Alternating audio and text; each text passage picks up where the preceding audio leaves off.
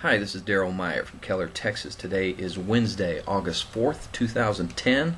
This is not my daily news video. This is a special video in response to this mosque they're attempting to build near Ground Zero. Now, mistakenly, a lot of people say it's at Ground Zero. It's actually a little over 2 blocks away from Ground Zero. This building is about a 150-year-old building. It used to be a coat factory. In fact, some landing gear from one of the planes that hit the World Trade Center went through this building. So I want to try to clear up some things and express my opinion, how I feel about it. So, I'm reading this story out of a Sheva. The plan to build a mosque adjacent to the ruins of the Twin Towers passed a critical hurdle yesterday when New York City's Landmarks Preservation Commission voted 9-0 not to declare the building now occupying the site protected, making way for it to be demolished and a mosque and Islamic center to be built in its place. No one was more shocked by the news than retired Brigadier General Dov Sheve, a former chief military prosecutor and now Attorney General of the Defense Ministry, who lost his son in the 9/11 attack on the Twin Towers. He told Arutz Sheva, "It's like us bringing a pig into the Holy Temple." According to Sheffi, people cannot accept the fact that a mosque will be built on the site of the disaster. I think that the establishment of a mosque in this place, a place that serves as a memorial site for 40,000 families, is like bringing a pig, an unkosher animal, into the Holy Temple. It is inconceivable that in all the city of New York, this site was specifically chosen to establish an institution that represents the culture that led the terrorist of Al-Qaeda to carry out the greatest crime ever. America sometimes loses its mind, he said. America raised the banner of the freedom and liberty, allowing everyone to express an opinion, but this belief often makes them lose sight of reality. I couldn't agree more. Sheffi has already turned to the U.S. government officials, calling on them to cancel this initiative. He said, "I'm connected to all the support groups of the U.S. families and victim organizations, and I'm not ashamed to write them. I sent a letter to the mayor of New York. I know it will be hard for them to accede to my request, but they must understand us." And, you know, a lot of people, they're like, yeah, so what? It's another church. It's a mosque. Big deal. Let them build it. Let me just respond. There should be no mosque near Ground Zero in New York as long as there are no churches or synagogues in Saudi Arabia. The time for double standards that allow Islamists to behave aggressively toward us while they demand our weakness and submission is over. Now, this proposed place will be called the Cordoba House, overlooking the World Trade Center site, where a group of jihadists killed over 3,000 Americans and destroyed one of our most famous landmarks. It's a test of the timidity, passivity, and historic ignorance of American elites. For example, most of them don't understand that the name Cordoba House is a deliberately insulting term. It refers to Cordoba, Spain, the capital of Muslim conquerors who symbolized their victory over the Christian Spaniards by transforming a church there into the world's third largest mosque complex. Today, some of the mosque backers insist this term is being used to symbolize interfaith cooperation, when in fact every Islamist in the world recognizes Cordoba as a sign of Islamic conquest. My Muslim friend RR786 Pack, I invite you to comment, share your point of view on this.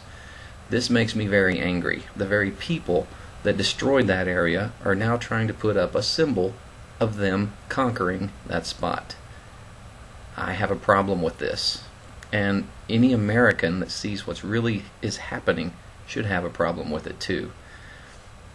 It's a sign of their contempt for Americans and their confidence in our historic ignorance that they would deliberately insult us this way. Those Islamists and their apologists who argue for religious toleration are arrogantly dishonest. They ignore the fact that more than 100 mosques already exist in New York City. Meanwhile, do you know how many churches or synagogues there are in all of Saudi Arabia? Zero. Big fat goose egg. Zilch. Zip. Nada. None. Okay? I say, until there's a church or synagogue in Saudi Arabia, preferably in Mecca, no mosque at ground zero.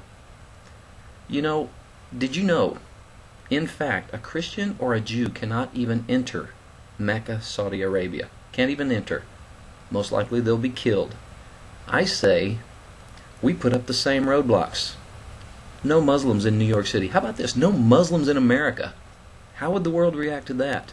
If we're as racist as they are in Saudi Arabia and say, oh, sorry, no Jews or Christians can come into this city. I'm sick of the double standards. I'm sick of their trying to conquer the entire world with their messed up views and their immoral beliefs in a false god. And I won't tolerate it. And neither should America at all. If you're an American person, you should resist this to the death. They say they're the peaceful religion, yet if you don't agree with them, they're going to chop your head off. How peaceful is that?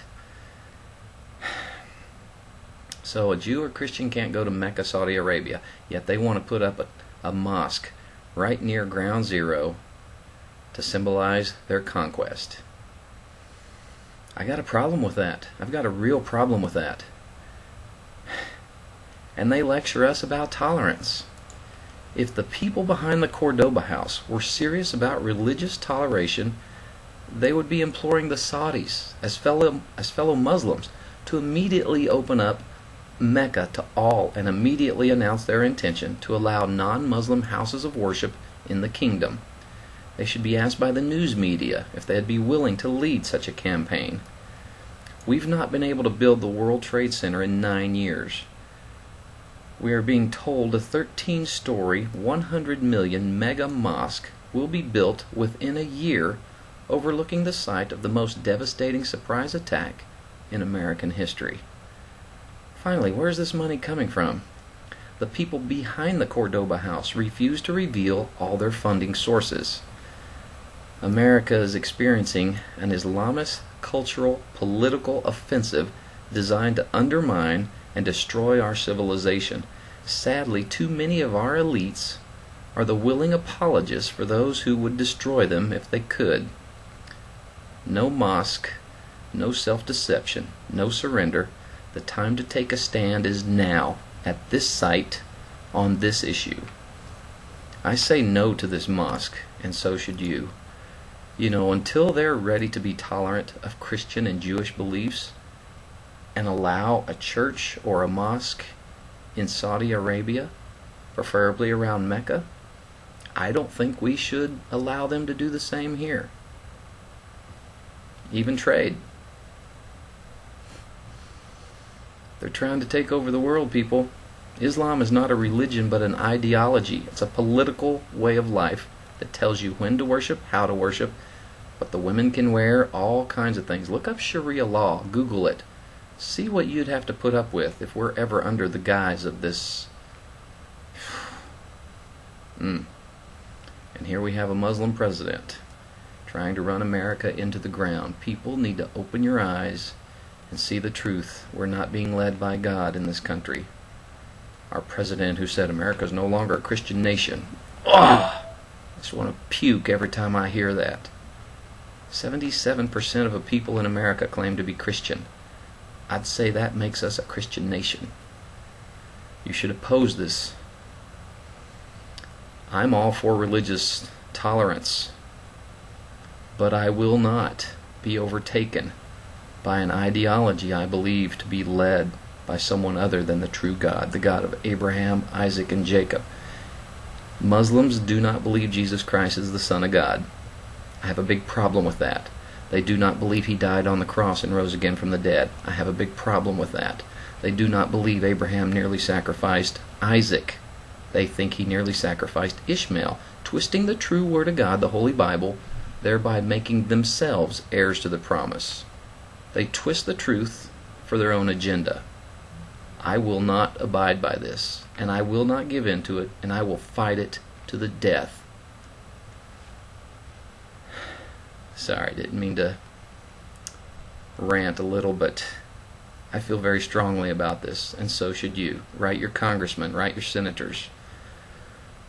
Let's make our vote count in November, and let's see if we can get some people in there in Congress that truly believe we are a Christian nation, and let's stand up for our beliefs and not be pushed around by anyone else. Thanks for listening. God bless you.